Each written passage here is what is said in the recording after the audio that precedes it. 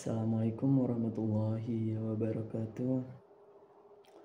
Alhamdulillahi rabbil alamin.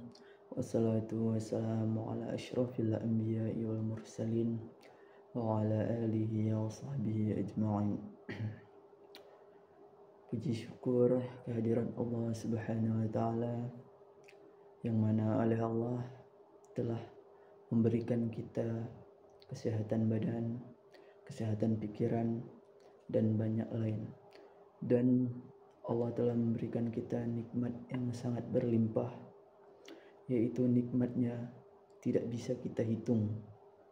Mungkin saking banyaknya nikmat yang Allah telah kasih kepada kita. Tak lupa pula kepada baginda Nabi besar Muhammad sallallahu alaihi wasallam, yang mana oleh beliau telah merubah pola pikir kita dari pola pikir jahiliyah, masih dalam pola pikir yang sangat tidak berilmu kepengetahuan, sehingga beliau merubahnya ke dalam pola pikir yang sangat terang benderang atau yang berilmu kepengetahuan. Tak lupa pula juga kepada para sahabat dan saudaranya atau keluarga baginda Nabi besar. Jadi di sini saya ingin mengulang kajikan tentang kisah sahabat baginda Nabiullah, yaitu kisah Khalid bin Walid. Jadi Khalid bin Walid ini lahir pada tahun 592 Masehi ya. Dan juga Khalid bin Walid ini dari bangsa Quraisy ya. Paman-pamannya, saudaranya rata-rata semuanya di bangsa Quraisy ya. Jadi Khalid ini adalah sosok pemimpin peperangan yang sangat hebat, yang sangat terkenal ya. Bahkan Khalid bin Walid ini tidak pernah kalah dari peperangan. Khalid itu bisa mencari titik kelemahan seseorang ya, atau musuhnya. Jadi Khalid dengan mudah untuk mengalahkan sekelompok lawannya. Dan juga Khalid ini menyandang gelar yaitu Syaifullah, pedangnya Allah. Dan Khalid ini juga sangat cerdik ya, bahkan dalam peperangan satu lawan satu Khalid tidak pernah kalah. Jadi masuknya Khalid bin Walid dalam Islam itu ketika ia memimpin suku Quraisy pada perang Uhud, dan ia menjabat sebagai pemimpin atau panglima berkuda ya. Dan di saat itu dia berhasil mengalahkan kaum muslimin. Jadi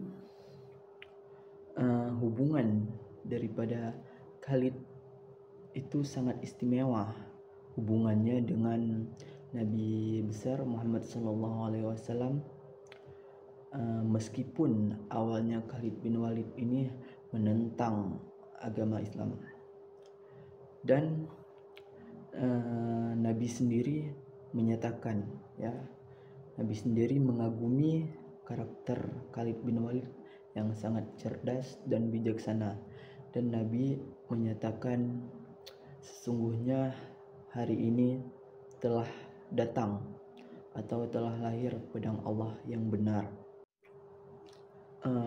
Juga Khalid sendiri menjadi komandan dalam militer atau dalam kampanye militer dengan baginda Nabi Muhammad SAW.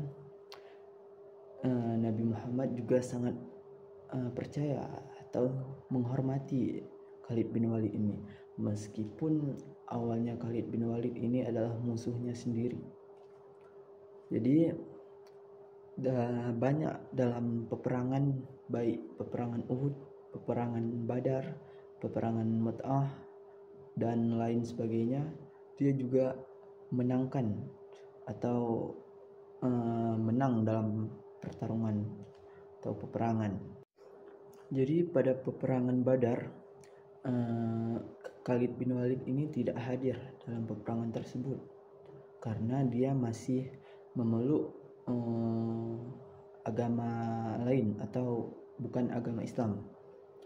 Meskipun begitu, setelah Khalid bin Walid masuk ke dalam agama Islam, dia membuktikan kesetiaannya pada perang Uhud. Jadi pada pertempuran Uhud tersebut, Khalid bin Walid memainkan peran penting di sini. Pada tahun 625 Masehi, walaupun Khalid di sini masih menjadi musuh Islam ya, dan dia kehadirannya itu sangat sulit bagi umat Muslim dalam peperangan tersebut, dan dia menampilkan kecerdasannya, keberaniannya sebagai pemimpin peperangan. Selanjutnya adalah momen paling bersejarah bagi Islam, yaitu Fath Makkah pada tahun 630 Masehi. Pada saat itu Khalid bin Walid sendiri memegang atau menjadi komandan sentral dalam penaklukan ini, dan Rasulullah SAW sendiri memberi tanggung jawab kepadanya untuk memasuki kota Mekah dalam kondisi tertentu agar tidak berlangsungnya pertumpahan darah. Jadi banyak yang bisa kita petik atau hikmah dari cerita Khalid bin Walid.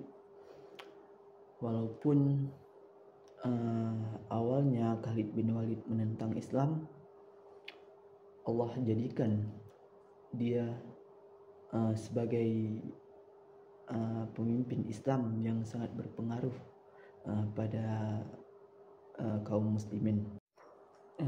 Dari kisah Khalid tersebut mungkin dapat kita petik kesimpulan dari ceritanya, yaitu walaupun banyak dosa yang kita lakukan dan juga banyak maksiat yang sudah kita lakukan, jangan putus asa untuk bertaubat. Allah akan menerima segala taubat kita jikalau kita benar-benar bertaubat kepadanya, yaitu dengan cara taubatan nasuha. Bukan hanya sekedar taubat sehari dua hari. Setelah kita melakukan maksiat, kita bertaubat, dan besoknya kita melakukan maksiat lagi. Itu bukan taubatan nasuha, tapi kita bertaubat dengan sebetul-betulnya taubat, menjalankan perintahnya dan menjauhi segala larangannya. Jikalau kita mau taat kepada Allah, maka Allah akan memberinya 10 kali lipat kepada kita. Jikalau kita ingin sesuatu, mintalah kepada Allah. Jikalau kita ingin barang atau cita-cita yang mau kita wujudkan, mintalah kepada Allah. Berdoa dan jangan lupa untuk berusaha juga. Mungkin hanya ini yang dapat saya sampaikan. Lebih dan kurangnya saya mohon maaf, karena saya juga masih awam, dan terima kasih atas segala pendengarnya dari saudara-saudara sekalian.